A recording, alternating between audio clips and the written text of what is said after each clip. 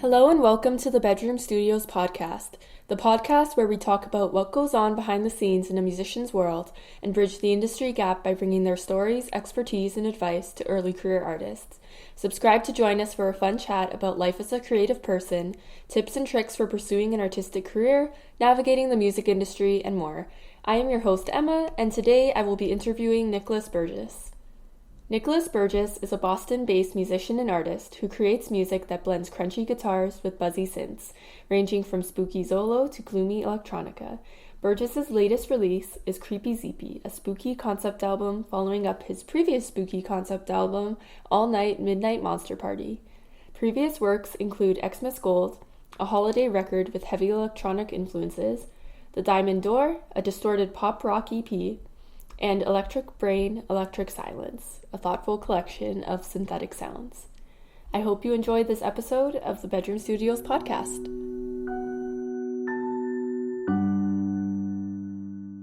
Thank you so much for being on the podcast. I'm really excited. No problem. I am too. Awesome. How I usually like to start out is by asking my guests about their musical journey and how it started and how it led to where you are now. I didn't really play much music at all until I guess I kind of did.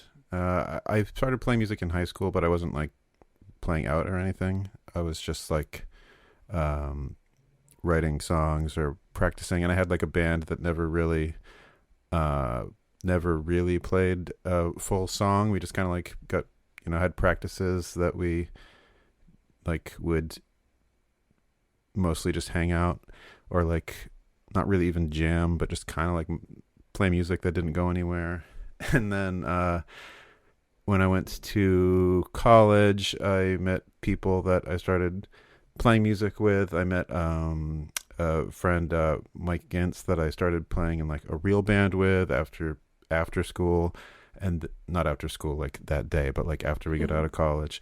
And then, excuse me, I've been in a few different bands over time, playing out locally and doing different music projects. And then about a little over 10 years ago, I started doing solo music. And when I started doing that, I was doing like recording projects and playing out. And then that turned into doing more and more just like recording and less playing live. And I'm still in a band with Mike, and we do stuff. He also does his own electronic stuff. And then at some point, I guess it would have been like 2017 or so, something like that, I started also doing podcast music. So I do like theme songs for podcasts and stuff like that. And I really started focusing on the recording aspect of it and recorded music. And the last time I played a show was like just before the pandemic. But I haven't really done anything like that since, except unless like playing like live on the radio and stuff like that counts. But I don't have like a band right now that could actually like play a show if someone offered. I wouldn't have people to do that with. But I'm still doing a ton of different recording things, like my own music and music with Mike. That's awesome. So you just put out an album recently, a Halloween album. Can you tell me a bit more about that? Yeah. Well, I did one last year. I'll go back even further. Yeah, sure. I did a Christmas album in 2018, and I thought I'd like to like do a Halloween one because the Christmas one was, kind of well received compared to some other things I'd done. So I thought, well, maybe I'll do a Halloween one. And I was writing songs for it, but slowly, and I didn't really commit to it until the end of 2021. I started writing a bunch of songs for it. I think I did like 30, 31, 32. And we cut that down to the album that came out about a year ago that was called All-Night Midnite Monster Party. That had 13 songs on it. Came out, and for me, it had like a really good reception. And that left. There were still like 16 or 17 songs, I guess, that didn't make the album, and there were a few that I really wanted to put out. So I thought, well, this Halloween I'll do another one And I thought it was going to be a little smaller, like 4 or 5 tracks, but as it was coming together, I thought, well, I can make this a little longer and like pull this out to album length.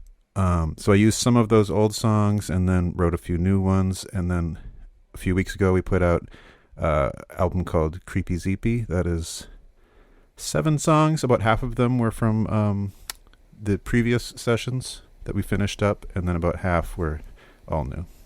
So where did the name come from? What was the inspiration behind that? The name came from one of the songs on the album is called Creepies, and it was originally going to be an EP, so it's just a different spelling of Creepies EP. So I love that. I guess it's not really technically true anymore because it's not an EP because according to the official definitions of like Spotify and Apple Music, it's an album because it's 7 tracks instead of 6, but it's pretty much an EP. It's pretty short, so that's the secret meaning of it. I love that. I just really love puns in general, and so that just makes me very happy. I love it. And where did your I guess inspiration for your musical style come from? Was it just you just really liked that sort of like alt rock type of vibe? Yeah. Well, I mean, I like a lot of different kinds of things, and I've done albums and projects in different styles, but it kind of took a long time to figure out what, I mean, I still don't really know, but figure out what I was good at and what I, had my own spin on. I'll often hear things that I think, well, I should do something like this, but it's not realistic because I wouldn't know what I was doing. But, I grew up liking alternative rock music, and I've like the first stuff I learned to play on guitar was stuff like The Cure and bands like that, and then I would I'd try to do stuff like sound like Weezer or whatever for a while, and then I also discovered that I liked doing electronic stuff, so I incorporated a lot of that, but so I guess that's part of my style, and part of the style is just like my limitations. Like I'm not a very great guitar player or a great singer or anything, so it kind of puts a limit on the kind of style that I can play. So, I mean, I get other people to play stuff sometimes, but it does keep things relatively simple. Nice. And I could practice more, I guess, but I don't.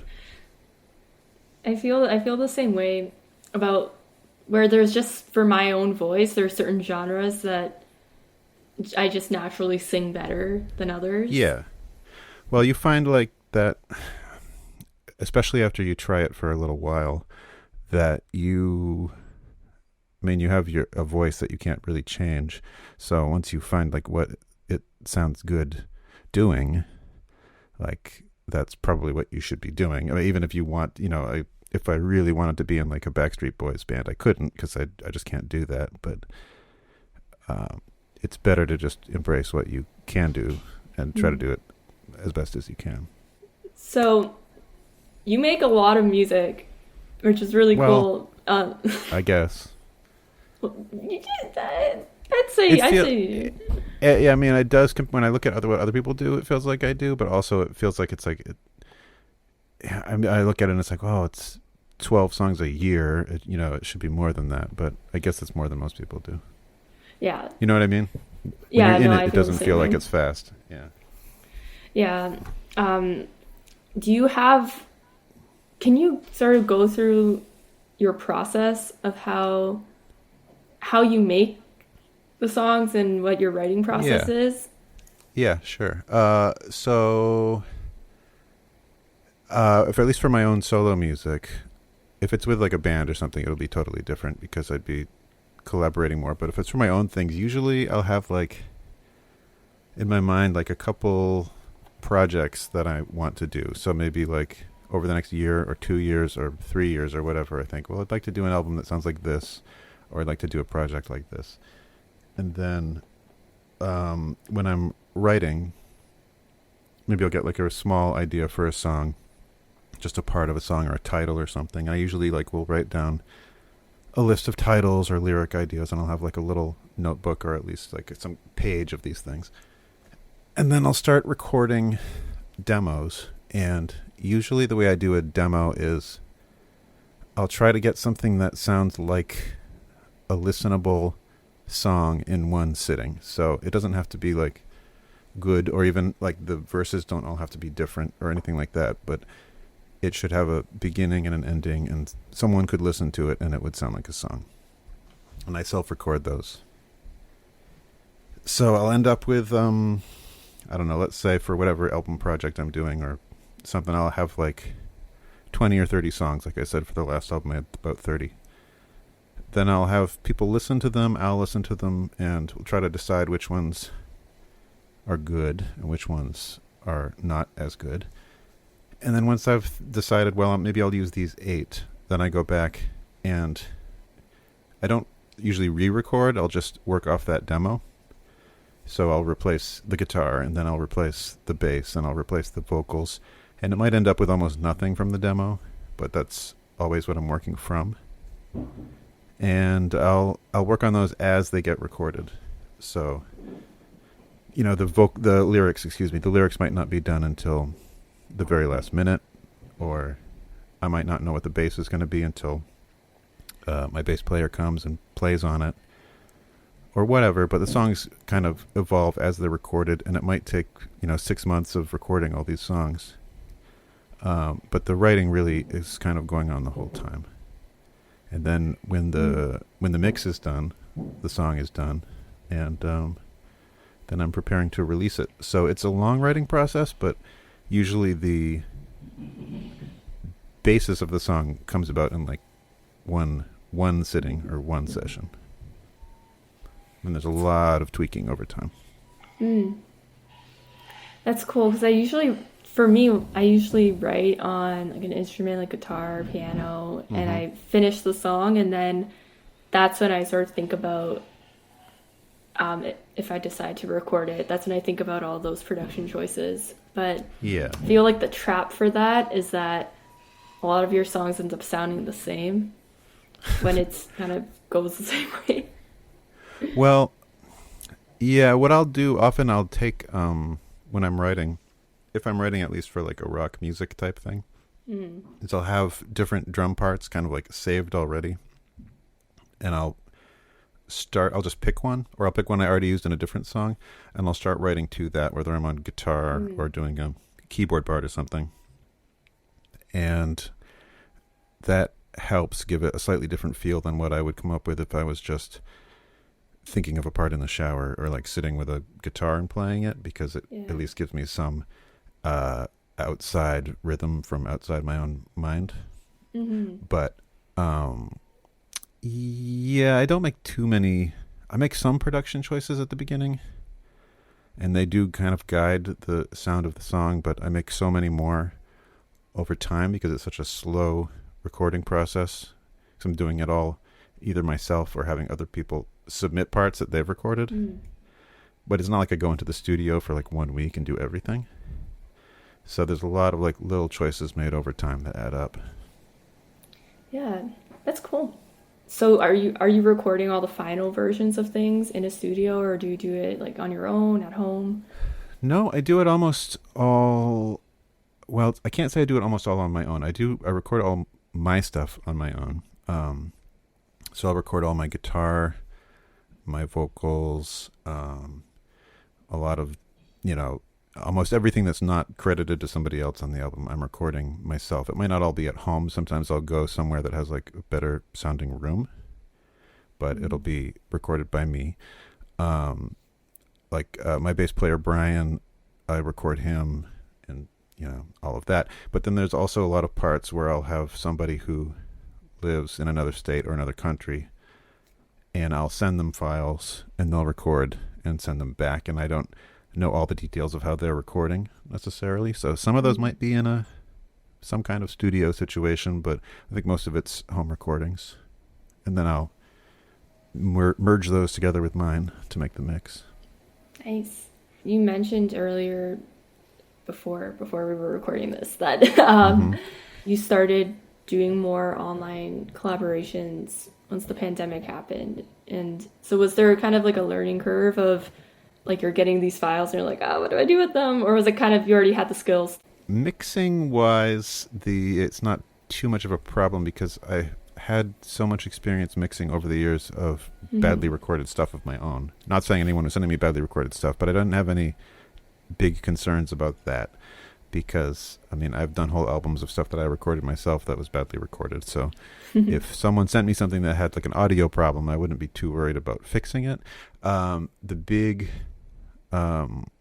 concern when you're doing stuff like that is that you don't necessarily know the person super well, so you have to kind of take a leap of faith on their style of playing and how they're going to sound. So usually if I'm working with someone that I haven't worked with before, and I mean you would do this if it wasn't remote too, is maybe you start on a smaller project where, like let's say I was getting a tuba player for something. It might be for a song that has a very subtle small tuba part, and then I get their audio back and I love it.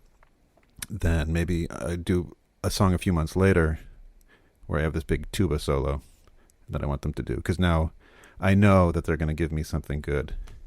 But the audio itself I'm not too concerned with. Also, I can usually hear stuff that these people have already recorded, so I can trust that they know what'll sound good and that they can do it. Yeah. Have you met new people through this process of kind of reaching out online? Yeah, I've met a lot of people. A lot of the people that I know already, I guess it's kind of a mix. People I know already that I've collaborated with tend to be local, or at least somewhat local. People that I've known from bands around or have known for years. So for them, it wasn't a matter of necessarily like meeting them for, and finding out what they could do. It's just, I know who they are. Do you have some time that you can set aside and do this? Like on the last album, Mike, who I mentioned, who I'm in a band with, actually, he did bass on one song because my other bass player was playing so much on the other ones and I was under a tight schedule. So I thought, well, I'll give this to Mike. I know he can play this kind of bass part well. I had total faith in him. I just sent him the track, he played it and sent it back.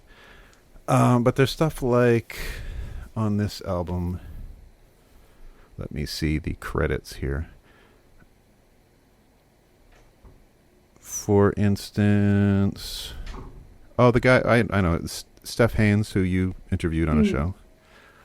It wasn't on this album. I've had him play on the previous one too, but I was introduced to him through Karina, who had played some piano parts on some previous projects, Karina Fan, and I asked him if he could add some saxophone to a track that we had on that last album that I thought needed something, and I didn't really know what. I just had this kind of spot that could have stood to be a little crazier, so I said, why don't you try playing something here?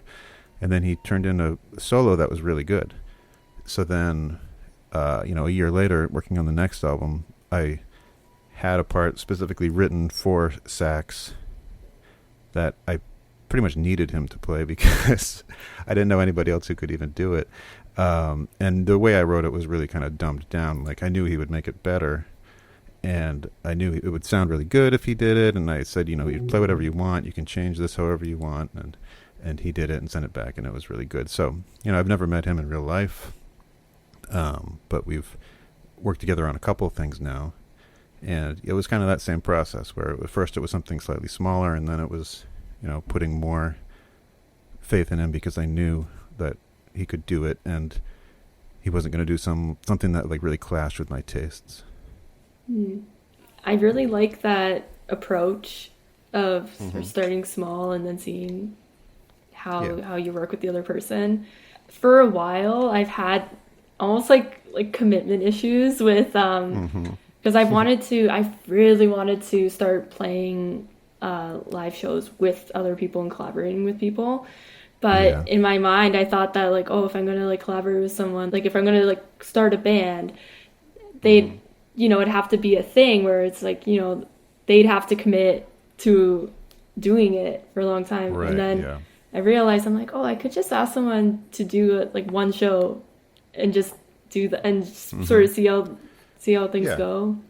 And that's been working out well because it's easier for people to commit to Mm-hmm. one show than to commit to, I don't know, like weekly rehearsals or something.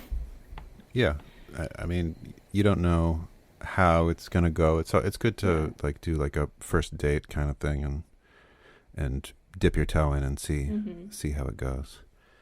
Um, and I mean, with music, especially with recorded music, you can usually, if you listen to stuff people have played on, you can hear Hmm. if they are going to have a style or if they have taste that aligns with you. Um, and you can get a pretty good idea of that just from what they've done. I mean, there's plenty of people that I've heard, and I immediately thought, no, like just like kind of like doing auditions they don't even know about, because I'll see somebody. I'm like, well, I could ask them. Let me listen and hear it, and then it's just playing things that just totally aren't what I would want, and I think, okay, well, I'm not going to pursue that.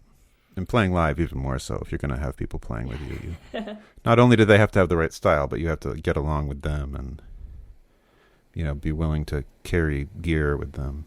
Hmm. Oh yeah, the gear carrying struggle is so real. How did the way that you record and release songs, how has that changed over the years?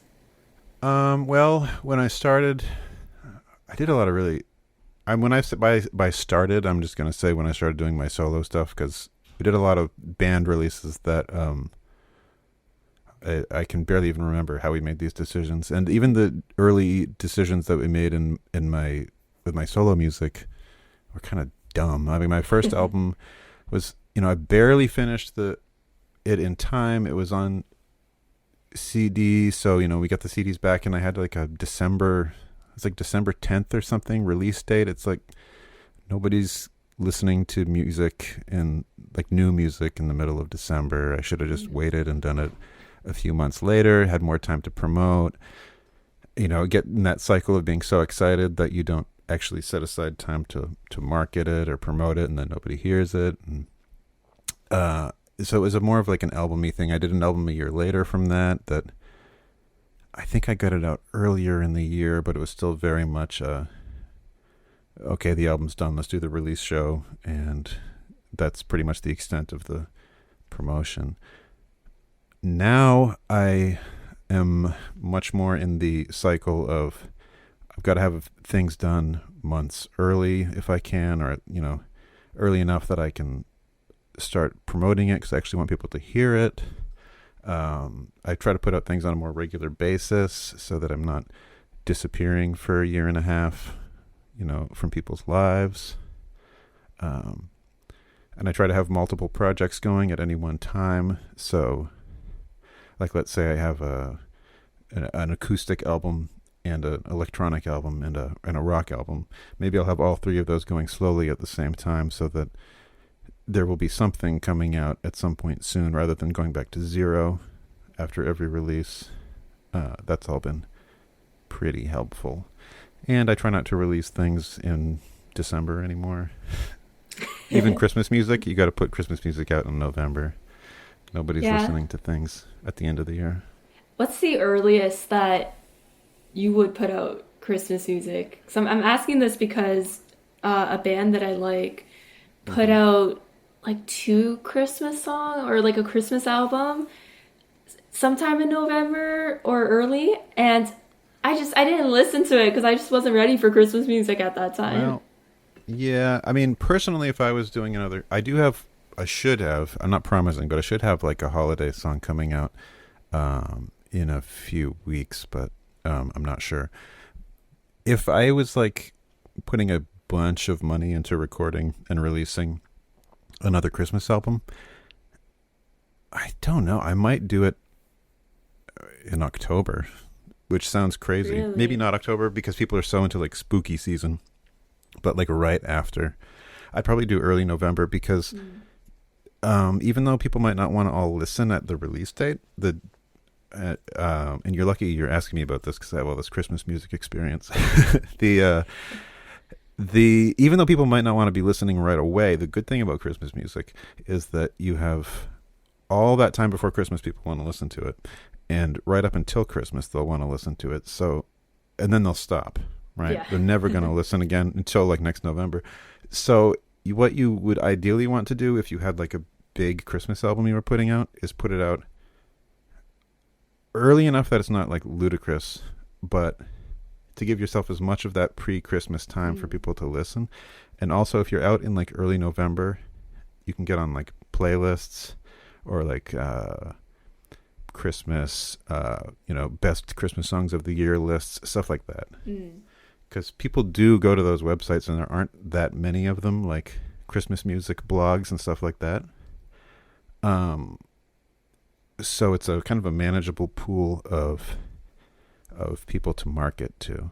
So yeah, I think I would do early November, but I think I would have tracks for like, for lack of a better term, like Christmas music influencers to listen to, like in September and October. Maybe not to like publicly release, but just to have it ready. So when you do your Christmas album, Yeah. I would have it done recording in like August, because nobody's going to listen to it after Christmas. You got to get everything done, but they might listen to it every year after that. That's the other bonus. That just gave me a flashback to when I was a kid. I was really into making homemade Christmas cards, and I would want to make it to every single person I knew. And so I'd be there in summer just making Christmas cards for my friends. My family. You got to plan. I mean, with any kind of music release, you really have to plan it kind of like that. You have to. You don't have to, I guess, but if you want it to be like as successful as possible, you have to be thinking months in advance. Like, I tend to think backwards, so I think like, well, if this is going to come out in, let's pick a release date at like July 15th, then, I want to get it out to like Spotify and all those places June 15th. If I want to do that, then the artwork and the mastering has to be done by then. So the mixes should be done by, let's say, May 15th. And if that's true, then the recording has to be done by whenever, let's say April 15th, with tax day. So if that's the case, then I'll have to be recording by this date or whatever, and I'll have to start writing at this date. So you're really thinking like however long it takes you to work, but like a year in advance or 9 months or 6 months in advance. And it doesn't sound like fun and spontaneous when you put it that way, but that is a good way to guarantee that you can kind of stay on top of, if you have to do it all yourself, actually getting it into people's ears. Yeah. And you're talking about submitting to playlists. How does that whole process work? I have tried different ways of marketing, and I've watched other people do it too. And playlists can be very helpful for people if you get on the right ones. And they can get you a lot of plays, but I've actually de-emphasized in my own music playlists, because I find that often it's kind of like empty calories unless you're on the right ones. Like I've been on a few good Christmas music ones, speaking of Christmas music, that are curated by like people who really know what they're doing, and it feels really good to be on those playlists because you think, oh, they picked me, and it's an honor to be on there, and I'm getting listens from people who like this kind of thing. But if you're like going through, companies that you don't even know and just kind of blind submitting to different places, it can get you a lot of plays. But one thing you'll see, like if we're talking about Spotify, is that you might get a lot of plays, but you won't necessarily get a lot of people coming back for your other songs or following you, because people are listening to a playlist like while they work out or on a car ride, and they're not looking at the phone. They don't know who you are necessarily. So if I'm giving advice to other people, I would say don't put all your eggs in one basket of playlists, because even though it's fun to get all those plays for like a week or a month or however long they leave you there, might not get you like fans. Mm. Depending on the playlist. On some playlists, it probably will. But then you're going to have to like really put in work to try to figure out what those playlists even are. Yeah. So what has been the most successful marketing strategy for yourself that you found? Well, it depends. If you're talking about success, like getting fans who actually like want to listen to the music, probably a combination of promotion on like Instagram, Facebook, different social media places like that. Combination of doing ads and, you know, staying active on there and making sure that you are making music that there's at least some people who want to hear it, which I've forgotten to do before. You can make music that nobody wants to hear, and that can take a long time. But when those people find you, they really like you. They like all the music that you do, and they'll keep paying attention and following you. The other part of it is for actually like trying to make your money back, which is, you know, difficult to do if you're not playing shows, is doing stuff like Bandcamp and like selling cassettes or CDs or stickers or anything like that. You can still use different kinds of social media to get fans there, but it's almost like a different kind of fan sometimes. Like I have some fans who I don't think would ever spend a penny on my stuff, but they'll listen every day on Spotify, which after a year will get me a penny. So I guess they do. 1 penny. Yeah, pretty much. But then if you have a small amount of fans who will go on to your Bandcamp or whatever, and they'll buy one thing when you put an album out, maybe they'll buy a CD for $10. You don't need that many of them to start actually like having it pay for your mastering, pay for your all whatever merchandise costs and things like that. Mm-hmm.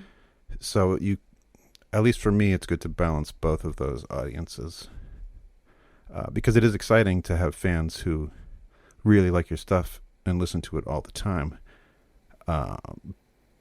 But you also want to make sure that at least some of them like your stuff, listen to it all the time, and want to buy a t-shirt, you know. Yeah.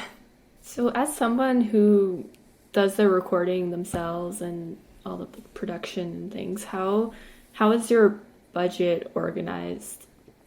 And like what baskets are you putting your eggs in terms of budget?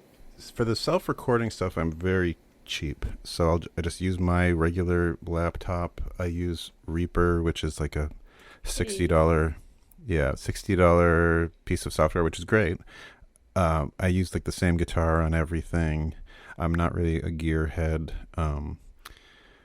I use the same few microphones on everything.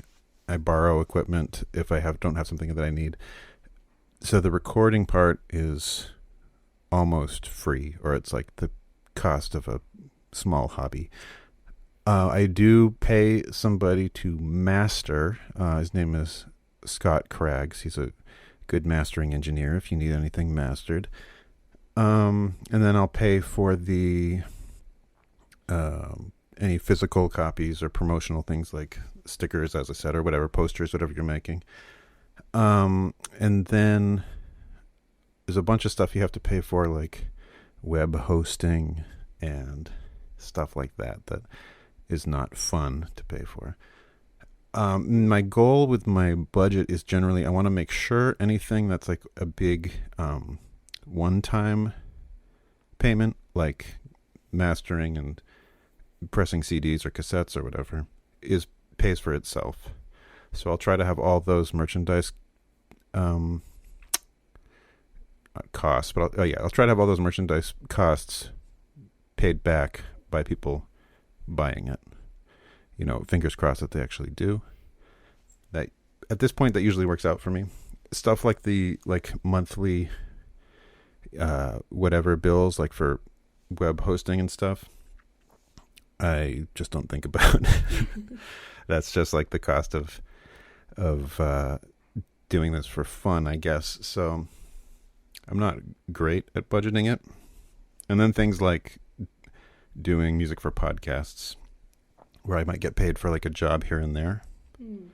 I'll keep track of that for like taxes, but I don't know if this is answering the question you were asking at all. But when I am budgeting for these things, I always think like, if it's like making t-shirts or something like that, I always think, can I actually make the money back on this? Can I sell enough of these CDs to pay for making these CDs? Can I sell enough tapes to pay for making these tapes? If it's something like a whatever service that you have to pay for on an annual basis, or something like software that you have a subscription to, that I'll be thinking more like, is this a wise financial decision just for my regular monthly pool of payments that I'm making anyway? But I won't think like, oh, I have to sell 5 more CDs this month, to pay for the website or something like that. I realized that was quite rambling, but No, it's all good. Personally, I find it really interesting to sort of hear about other people's mentalities in terms of funding their music. I just know for me, when I first put out music, I had no idea what things cost or what things were supposed to cost, and so it was a learning experience for me. And I think there were some things I ended up paying too much money for, and other things I could have invested in. And so it's just I enjoy hearing about other people's experiences. Well, one thing I will do is I'll take mentally, I don't necessarily write this all down, but I'll be thinking like weighing one thing against another. So I think, well, if there's $200 there and I could spend it on whatever this making a batch of t-shirts, let's say, and selling them, or I could spend it on marketing this music. That is something I will do, where I'll try to balance two things. I'm like, well, on one hand, the t-shirts could pay for themselves, and on the other hand, I don't want to put up music and have it not get marketed. So what am I going to do? And ideally, what happens is you make t-shirts, you sell enough of them that you make $200 more, and then you use that to market the music, and then you're fine, and you've made all your money back, and you've gotten something out of it. But it doesn't always work out like that, so you have to be careful. Yeah. I noticed for your promo campaign for your recent album, there is a lot of artwork that you were posting on social media. Did you draw that, or did someone else draw? Like, how was that created?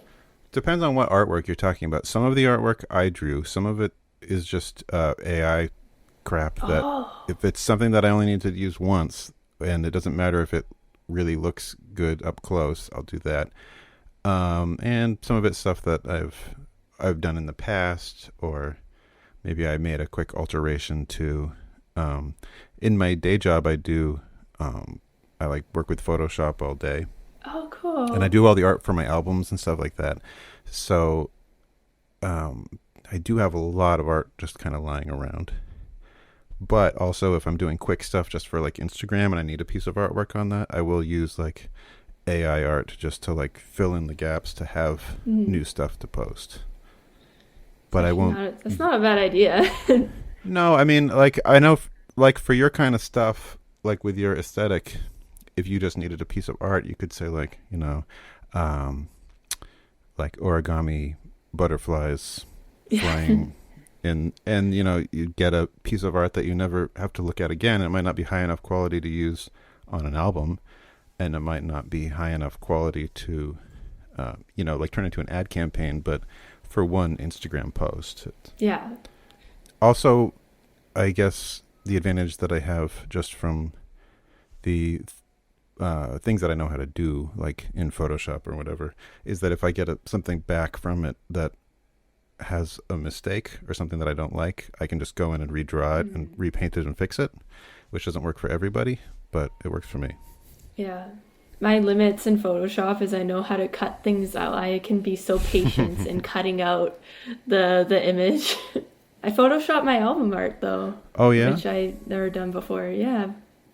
With the butterflies coming out of the guitar. Yeah, graphic design stuff is a good skill for musicians to have, because usually if you are a person who has like the kind of mind where you're thinking about music all the time, you probably have visual preferences too. So you probably have some kind of taste there. So getting at least an idea of how to do some basic graphic design stuff can be useful. Yeah, even if it's to create a mock-up to give to someone else. Right. Yeah, not all musicians do, but there is a lot of crossover, where you probably at least have opinions on album art. Yeah, there's usually a vision that I guess the person who wrote the music knows what inspired it and what they want to be shown in the artistic, like the visual representation. Right. We talked about managing budget, and I'm also wondering how you manage your time and the time that you allocate to music, especially when you're working a day job. How do you keep engaged with your art and your music? I'm pretty good at making time to work on this stuff. The trickiest part for me is how much time I have to spend doing marketing and doing promotion, and even just at the basic level of like replying to people who write to me on Instagram or whatever, which is important to do. Like if someone comments on something on Facebook, oh, I really love the album, it sounds great, then I'm going to go every single day and go reply to those people. But it does take up a ton of time that I could be working on music. So you do have to set aside time. Usually what I'll do is just like big picture. I'll think, okay, well in December or in January or whatever, I'm going to write a bunch of demos and I'm going to prioritize that. And then I need to get whatever mixing done by March. So I'm going to make sure that I get that stuff done. And then any other time that I have to work on this stuff will probably be spent putting up YouTube videos, making lyric videos, replying to people and all that stuff that like a PR team would do for a bigger artist. As far as like balancing it with work or other parts of life, I think it's tricky, but if it's something you really want to do, you'll probably find time for it. Like right around when I did my first solo album, which was called Wizard Planet, I remember that year I put a bunch of effort into finishing it on time. I wanted to have it done within a year. I worked really hard on it, and I wasn't playing as many video games as I normally did because I was like, oh, I've got to work on the album. I got to do the music. I'll do video games after. And then the album came out, and I think it was some Zelda game came out that year. And then I played it after the album came out, and I was like, this is fine. But it was kind of like more fun doing the album than it was playing the game at the end. So I've kind of found it's not that hard to just not do the time suck things that I normally would be doing, because I'd rather be making the music or doing the art or doing that stuff. So if it's something that you really want to do, you can not necessarily everybody on earth, like if you have to work 3 jobs to support your family, maybe you can't do this. But for me, just working 1 job and doing this music, it's not that bad. I make the time. If I have to stay recording stuff after work, from 8 p.m. to 1 in the morning, recording things, I'll do it, and it'll get done. I find my issue right now is balancing me doing a lot of the marketing stuff with spending time to sit down and write. Yeah.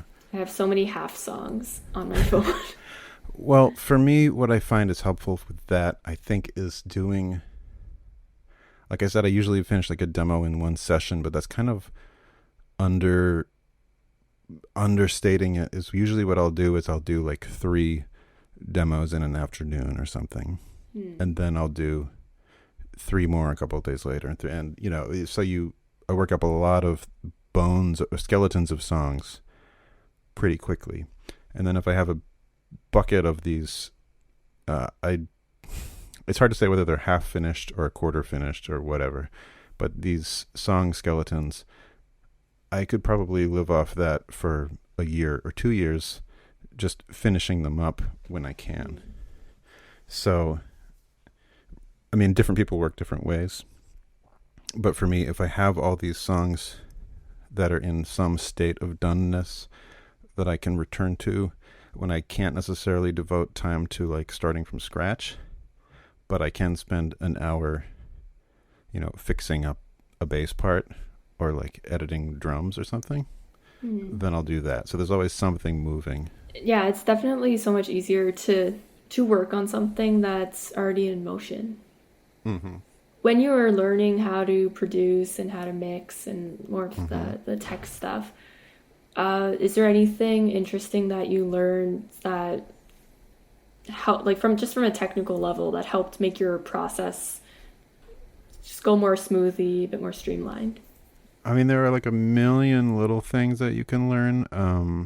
You know, like how to record bass guitar, whether you want to have it be like direct and what kind of EQ you want to use on it, or you know, how to record different guitar things. Like too many things to even recall. I mean, there's so many things, but I think the main helpful thing to me has been treating it like, I don't want to say like it's something I have to do, but finishing things is very important. So like, I'll say, well, I want to have an album out by, you know, September. And then I want to have another one out by the following September. And then when you start planning what you have to do and then sticking to it and actually finishing it will force you to learn how to get things done and give you a sense of confidence that when you listen to it and it doesn't sound good, that you know you will be able to fix it in time. And I mean, I've released things that I don't think sound good. So, you know, that doesn't necessarily work. But I think I keep getting better at doing it because I keep learning things, because I keep going through the process from beginning to end over and over and over. And if you get caught like at the beginning or stuck in the middle where you don't actually finish it, I think that prevents you from learning as many lessons as you could. It's kind of like being a professional producer who's producing a dozen records a year does their role so many times over that they become good at it. But if you're independent musician doing everything yourself, the only way to really do that is just do it yourself over and over and over again. Yeah. Have you ever doubted your abilities or just doubted your music? Yeah, all the time. I mean, I still do all the time. How do you manage that? Well, I think it's important to, one thing, Brian Church is my bass player. We talk a lot after, like we'll record, he does background vocals for me too. So we'll do a lot of recording like at night in a quiet place where then there's like a long drive back home. So we do a lot of music talking. And one thing that we've talked about is that I think this is something that happens a lot with, not necessarily local musicians, but like, you know, musicians at like kind of like a local level who are just starting out. They don't really listen to themselves. I don't know if that's a good way to put it, where what they think they're doing is not what they're actually doing. And this can happen with anybody. I don't want to single out like any particular kind of musician, but and this happened to me. This still happens to me, but it definitely happened to me a lot in my earlier years, where I thought I was putting out an album with these huge sounding guitars and like it sounded great, like all these other albums I liked, but it really didn't. It's like a delusion. And I can go back and listen to that and I can hear that now. And I think the big difference is you have to be able to hear that and think, okay, well, how am I going to fix that and make it closer to what I want it to be? You know, rather than just feeling bad about it or being deluded about it and not noticing. So it's a tough struggle, because if you sing a part and you listen back and you think it sounds bad, you can either redo it or you can live with it. And or maybe you can find some other way to fix it, but there's not that many different things you can do. But it's just important to have like a clear vision of what you're actually doing, what it actually sounds like, how you could change that, if you should change that, and how far is it from what you want it to be. And that can be, emotionally difficult. And it's actually difficult to figure out how to change things and how to fix them. But you can't really start doing that until you really hear what you're doing. Mm-hmm. And be able to think like, well, why doesn't this sound like this other band that I like? What's the difference? And it might be as simple as like, oh, you have to turn the drums up. But you wouldn't have noticed that unless you really listened. And I think that is a valuable thing to do and can help you get out of the feeling of just being like, well, I'm not good, so I should just give up. Because it really might be something simple that you can do. Yeah. Or maybe it's like there's a note that you shouldn't be trying to sing anymore. Maybe your voice sounds better in a certain register or things like that. And it can be tough to admit it. But then when you do, you can sound so much better. Yeah. Yeah, it can be hard to let go of what we think we are. Mm-hmm. Or what we think we sound like. Whether or not we think we sound great or we think we sound like garbage. Mm-hmm. Like, it's hard to let go and kind of see ourselves for what we actually are. Yeah, and especially important for if you're an independent musician who is recording yourself and mixing yourself, and you don't have somebody standing there telling you, like a wise producer telling you, well, you should be singing this up an octave, or you should be doing this or that. You have to really be able to listen to yourself, critique yourself, and not lose all your confidence, but also not be so confident that you put out something subpar. Yeah. I've definitely had the experience of, like, if I were to record something on my own, I will do so many takes of like different parts just to get it how I want. But then when if I'm recording with a producer and I'm paying for that time, I don't have the luxury to record the same 3-second section 100 times. But then it ends up being fine, if not better. When I guess it has some. I guess it's just having someone else there to be like, yep, that's good, and trusting that. I mean, as long as you can, it's hard to know who to trust. Yeah. But if you can find people that you trust what they say and that they would tell you if something didn't sound good, then that's a very valuable thing to have, because it's, obviously it's important if they tell you, this chorus is not good, you have to change that. But also if they say this chorus is good, then you can think, all right, I don't have to worry about that anymore. Yeah. How do you deal with burnout? I don't really get burned out much, because I have so many, how am I going to phrase this? Like if you're just talking about music as a whole, or music and art or anything like that, I'm not doing the same thing over and over and over again. Like I said before, I'm doing this social media stuff, or I'm recording things, or I'm writing things. And I haven't really, like for writing, I haven't had a big writing session for almost a year now. Like when I was, or more than that, for maybe like a year and a half, when I was finishing up the previous Halloween album. So when I get back into that, it's going to be kind of fresh. Mm. And mixing and recording, even though it seems like a lot, I'm putting out maybe one song a month if you average it out. So it's not that, it's not like every single day I'm Yeah. adjusting bass levels. I'm not going into the office, spending 8 hours like working on bass levels and then going home. So I don't really get burned out on it. It might be different if I was going on like a 12-month world tour, playing the same songs every Mm. night, and then I needed a break. But for me, it's actually a lot of different activities Yeah. that I'll do at different times.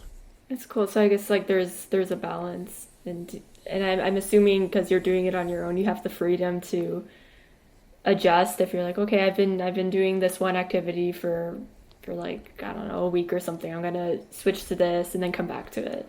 Yeah, the times when I feel closest to it being a burnout scenario would be when, if I have like a 12 song album or something that I'm trying to finish the mix for, and I need to have the mix finished in 2 weeks. And that's always the most excruciating part for me, is that last, what seems like the last like 5% of the mix, which actually just takes so much time, because that's where you notice every little tiny thing that you have to fix. And it's not really creatively fulfilling, because you're going back and like editing how the sustain on like a violin is at the very end of a fade out or something Yeah. that nobody will ever notice except for you. And that's probably the worst. But again, that doesn't happen all that often, because I'm not putting out a big album every single month. So Yeah. most things I can just do piecemeal. Like I do a little of this thing, maybe I'll make a lyric video one day, and then the next day I'm gonna update my bio or whatever, and the next day I'll actually write a song. And it's different stuff. Hmm. When you're in those final stages of the mixing process, uh, hmm so I assume by this point you've listened to these same 12 songs hmm so many times. So you were talking about really listening to yourself. Like, how do you really listen to your mixes and know that it's done, or that like you know what you want to adjust? Well, what I do is I'm going to use some kind of arbitrary percentages here, but let's say I get the mix to like 80% done. At that point, maybe I have like a notebook where I'm writing down everything I think I need to fix on a song. So, song A here, and I'll write down. Uh, yeah, I'm not sitting at the computer. Maybe I'm listening like on my headphones, like on a walk. I'll write down turn up bass, snare to shrill, um, maybe add doubled vocal on second chorus or stuff like that. So I'll make notes like that. Mm. I'll go through, next time I sit down, I'll make all of those adjustments, and then I will go back and listen again, and then I'll find new things. So I'll think, now bass is too loud or whatever. And then I'll go back and I'll make all of those adjustments, and then I'm getting this track up to like 95% done. And at that point, I'm just listening, comparing to other songs, and it's hard to even like write down. Maybe every time I open it, I turn the guitars up, and then I turn them down, and then up, and then down, and at a certain point, there's like really nothing left to fix. Even if maybe you'd revisit it in 6 months and think, oh, I should have done this differently. Like at the time, I think you kind of just know that you've gotten it close enough. But that is the point where you're also looking for just the most ridiculous things. Like if there's like a little pop on a microphone you never heard before, that's where I'll go. I'll solo all the tracks and listen to the, all the vocals, make sure there's no weird sounds I missed. I'll listen to stuff like that, and that's where it gets a little excruciating, in those very last percentages of finishing it off, where the mix is pretty much done, but there might be like a little bit of static that you never even noticed before, but you have to check for it. Mm-hmm. So you're sitting there listening to the backing vocals for 5 minutes just by themselves to make sure there's nothing there.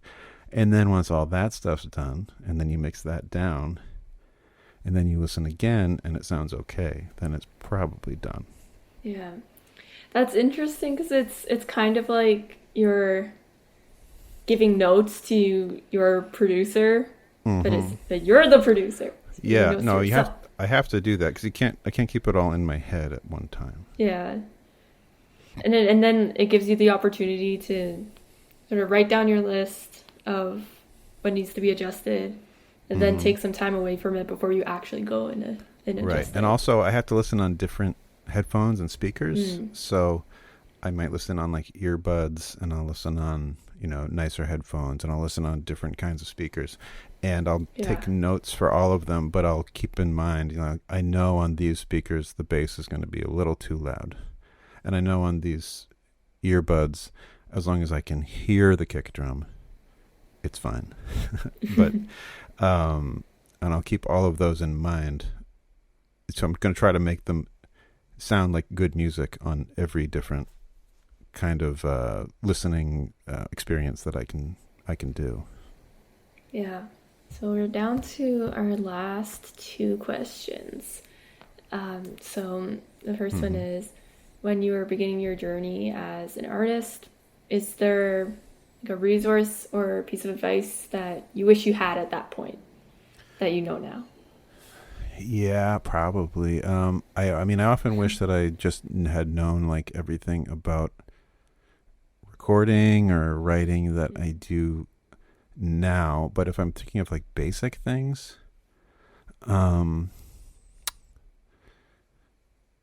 there's so many little things that I wish, but like overall, I guess I just wish I could make myself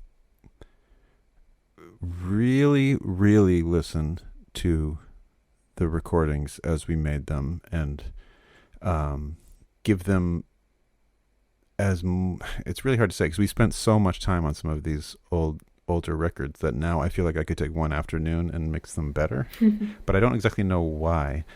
So maybe the advice I would give myself would just be like, do more stuff faster to get to a higher level faster. Like do 10 singles as fast as you can, because I want you to learn about EQing and all of these things early. And I guess another thing I would say is like, when you're planning the music, also plan how you're going to get people to listen to it, so that when it comes out, maybe people will listen to it, rather than doing the whole thing, getting the final product in your hands and then thinking, well, okay, now what do I do? Yeah, that's really good advice. What you were saying about just doing more things and finishing them faster, I think that's really good advice, because I think I don't know if you relate to this, but like for those of us who are like have perfectionist tendencies, it can be so easy to spend a long time on a project.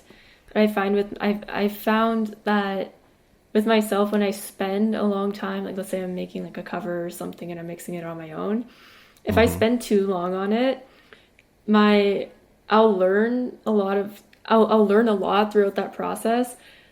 And then it's like by the time I get to the end of it, some things some elements of it are like really good, and then some others are really bad. And then it makes me want to just like go back and redo it all, where I can just like finish it and then start something new and make that even better. Yeah, I do have some perfectionist tendencies too, but what I try to do to stop that is I try to have deadlines. I always try to give myself deadlines. It's always a situation where I think, and it's helpful with like this Halloween music stuff, is that there really is a deadline. Like if it doesn't come out by like mid-October, then it's going to come out a year later. And like, do I want that to happen? No.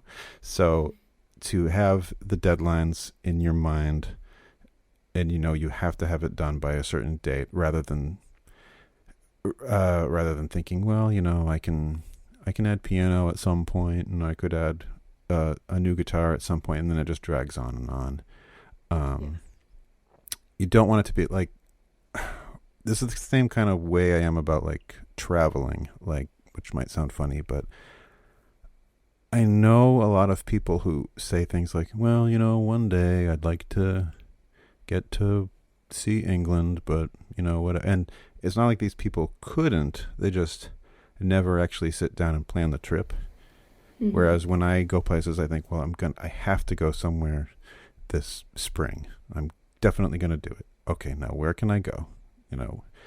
How can I make that happen? I mean, I'm not rich, so I'll look to try to find like a deal to get somewhere, and where can I afford to stay in a hotel, and where can I see? And then that's how I'll end up visiting different places. And it's the same with, making music or making art or whatever. Think like, I need to get my next song done. How can I make that happen? Mm-hmm. And it has to be done next month. And it might not be like 100% the greatest thing that you could have done, but it probably will be like 95% as good as you can have done, and it will be done. Yeah. And then you can do the next one and it will be better. Yeah. And it just feels good to have finished things.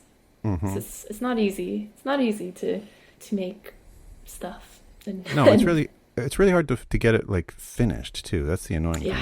It's really easy to get it mostly finished, and it's really hard to do the very last bit. Oh yeah. So last question is, do you have any music recommendations? Do I? Well, I mean, I like a lot of different music, but on a show like this, I'm going to promote my friends because that's what I'm going to do. The guy I was talking about, I'm in a band with, in a band called Hexmap with him, and his name is Mike Gintz, and he does electronic music under the name Mute City. And he just did a show a couple months ago that was at the planetarium in our science museum, where it was like he was playing his music, and then there were projections that a different artist did, like up on the dome of the planetarium that you could watch, and that was really fun. So cool. His stuff is up on like Bandcamp, and it's on like YouTube. Mute City, which is also the name of a track in a video game, so you're gonna have to search for like Mute City electronic music or Mute City Bandcamp or something. But there's that. Yeah. There's also another guy who has remixed some stuff for me recently, also does electronic music under the name Killer Bee Relay Team, and he did a project recently where he set up like solar panels and some other sensors in his backyard with some blackberry bushes, and then he had those control the settings on some synthesizers, and he put out, or I think it's coming out like next week actually, there's a album he's doing that's 12 hours long called Blackberry Jam, where it's just all of these synthesizer tracks controlled by whatever those sensors picked up. And as part of that, like, he has a Patreon because he does electronic music on on Twitch. And he did, I think, 12 jars of the actual blackberry jam made from those berries to sell with the album. So he has that kind of love that. Killer Bee Relay Team, and it's called Blackberry Jam. Let me just see if there's anybody else I know has something coming out right now. And there's also a woman named Rainey who did a lot of stuff on this last album of mine. She played a lot of percussion, and she played some like alto clarinet and did some backing vocals. She did a lot of stuff, and she has a band called Sapling that put out an album this year. They're kind of like they're like a art rock band, I guess you would call them. And I think they're on Bandcamp too. They're probably like sapling.bandcamp.com or Sapling Band, or they're from Massachusetts. So you can use that information to Google it, or go to my Instagram or my Facebook, because I'm always linking to those guys. But they put Oh, out a for new sure. album too, so that's a good one to check out. Yay! That's awesome. Well, I'm so happy that we finally got to do this. Thank you so much for being on the Yeah. podcast. Thank you for having me. Yeah, this is really fun.